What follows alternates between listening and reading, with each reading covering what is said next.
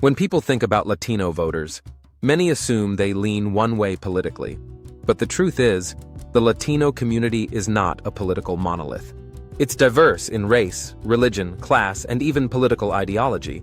And yes, millions of Latinos supported Donald Trump in 2016, 2020, and 2024. So the question is, why? For many Latino immigrants and first-generation Americans, the idea of hard work leading to success is not just a slogan. It's personal.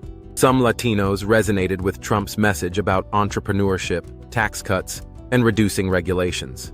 Many small business owners, especially in communities like Miami, South Texas, and parts of California, felt that his economic policies aligned with their goals. In states like Florida and Texas, a large number of Latinos identify as Christian or Catholic, and some supported Trump because of his stance on conservative values, especially on issues like abortion, religious freedom, and support for Israel. Trump's alignment with evangelical leaders and his strong rhetoric on religious rights connected with some Latino voters who put faith-based issues at the top of their list. For many Latinos from countries like Cuba, Venezuela, and Nicaragua, the fear of socialism isn't theoretical. It's lived experience. Trump's strong anti-socialist messaging struck a nerve, especially in South Florida, where Cuban Americans and Venezuelans turned out for him in large numbers. While immigration is often assumed to be the number one issue for Latino voters, many support legal immigration and strong border security. Some legal immigrants felt that Trump's tough stance on illegal immigration was about fairness, not race. It might surprise some, but in communities near the U.S.-Mexico border, including many Mexican-American voters in South Texas, Trump actually gained ground. Their concerns were about safety, drug trafficking, and jobs, not necessarily immigration alone. Some Latinos supported Trump not because they were die-hard fans, but because they felt ignored or taken for granted by Democrats.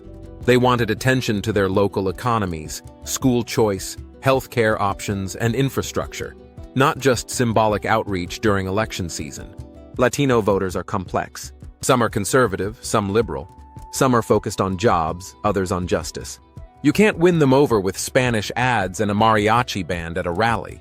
They want real answers, just like everyone else. While some Latino Trump supporters say they support legal immigration and border security, it's important to question how that support aligns with policies like family separation at the border, children held in cages, and ending protections for DACA recipients, many of whom are Latinos brought here as children. If family is such a core value, why support a president whose policies allowed families to be torn apart? Or one who repeatedly used dehumanizing language to describe immigrants, calling them rapists, criminals, and animals? Supporting someone who spreads hate sends the message that you're okay with racism as long as it doesn't affect you personally. How can we support someone who would stereotype your community to score political points? During the COVID-19 pandemic, Latino communities were hit especially hard, economically and in healthcare. Many frontline workers were Latinos, yet Trump downplayed the virus, spread misinformation, and left essential workers, many of whom are immigrants, without proper protections.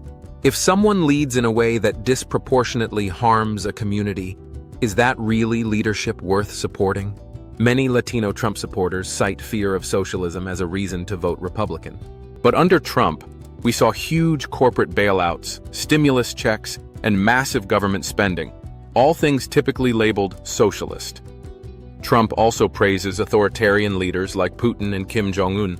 Is America really against socialism, or just afraid of it when it's labeled by Democrats? Trump often showcased Latinos at rallies or in ads, but his policies told a different story. Cuts to Puerto Rico's disaster aid, opposition to pathways to citizenship, and promoting voter suppression tactics that disproportionately affect communities of color. Does being used as political window dressing really count as inclusion? Trump's response to Hurricane Maria in Puerto Rico was widely criticized as slow and inadequate. He downplayed the death toll, threw paper towels at people in crisis, and delayed vital aid. Many Puerto Ricans saw it as disrespectful and dismissive. How did this make you feel? Leave it in the comments. If you found this video insightful, here's how you can support the channel. Like this video if you learned something new. Comment your thoughts. Respectful debate is always welcome. Share this with someone who thinks all Latinos vote the same.